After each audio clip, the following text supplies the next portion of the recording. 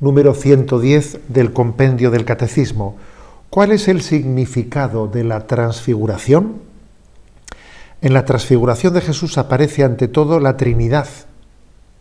El Padre en la voz, el Hijo en el hombre, el Espíritu en la nube luminosa. Es una cita de Santo Tomás de Aquino. Al evocar junto a Moisés y Elías su partida, Jesús muestra que su gloria pasa a través de la cruz y otorga un anticipo de su resurrección y de su gloriosa venida, que transfigurará este miserable cuerpo nuestro en un cuerpo glorioso como el suyo. Bien, el contexto de la transfiguración es el siguiente. Después de que Pedro había confesado, había recibido la gracia de decir: tú eres el Mesías, el Hijo de Dios vivo, bienaventurado tú, Pedro, porque eso no te lo ha revelado nadie de carne y de sangre, tú has sido elegido por Dios para revelar quién es Jesús. Pero después de esa confesión de la identidad de Jesús, Jesús anuncia la pasión.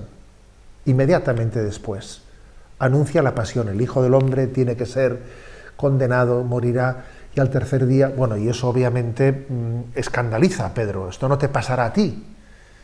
En ese que había confesado la divinidad de Jesús, se produce en ese Pedro un escándalo. Y Jesús responde con dureza al escándalo de Pedro. Apártate de mí, Satanás, porque tú piensas como los hombres, no piensas como Dios. Había, por lo tanto, un conflicto no pequeño, y era cómo integrar la confesión de la divinidad de Jesucristo con el anuncio de la pasión. Era escandalosa, no cabía integrar ambas cosas. Y en ese contexto acontece la transfiguración. Que vais a ver que la transfiguración pues quiere mostrar cómo la cruz es gloriosa. Acontece en una montaña, en lo alto de una montaña, no se dice el nombre, la identificamos como el monte Tabor, en lo alto de esa montaña, y son 3 los apóstoles elegidos para tener esa especial intimidad con el Señor: Pedro, Santiago y Juan. No es casualidad que los 3 testigos de la transfiguración vayan a ser especialmente los 3 testigos del momento del máximo abajamiento de Jesús en Getsemaní, ese momento en el que Jesús en Getsemaní experimenta la prueba máxima, la humillación máxima. Los testigos de su gloria están siendo preparados para ser también testigos de la humillación del Hijo de Dios sin escandalizarse. Ahora convenía que antes de subir a Jerusalén, ellos tuviesen también la experiencia de la gloria de Jesucristo. Entonces Jesús se muestra reluciente, su rostro reluce, y tiene lugar esa teofanía en la que Moisés y Elías aparecen también junto a Jesús, y Moisés y Elías le hablaban de su partida, dice el Evangelio, en una de las versiones, ¿no?, de la transfiguración, le hablaban de su partida, que estaba para cumplirse en Jerusalén.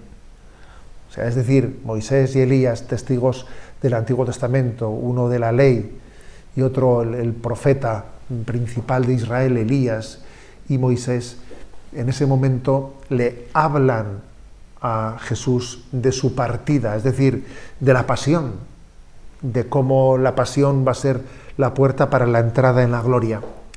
Se está preparando el corazón de los apóstoles, se está preparando nuestro corazón, el de todos nosotros, para que entendamos que la cruz es gloriosa, que no hay resurrección sin cruz, y que tenemos que definitivamente, ¿no?, superar ese miedo, ese pavor que tenía Pedro al anuncio de la muerte de Jesucristo, de la pasión de Jesucristo. La cruz es gloriosa. Este punto concluye con un texto litúrgico que dice, es de la liturgia bizantina, y dice así: en el monte te transfiguraste, Cristo Dios, y tus discípulos contemplaron tu gloria en cuanto podían comprenderla. Así, cuando te viesen crucificado, entenderían que padecías libremente y anunciarían al mundo que tú eres en verdad el resplendor del Padre. Este texto de la liturgia bizantina Nos está diciendo, gracias a la transfiguración, los apóstoles después, cuando vieron a Cristo crucificado, pudieron también en ese momento, ¿no?, sostenidos por la fe de María, pudieron en ese momento atisbar también la gloria que se ocultaba en aquella pasión. Así, allí en la transfiguración está teniendo lugar una teofanía, la Trinidad se manifiesta.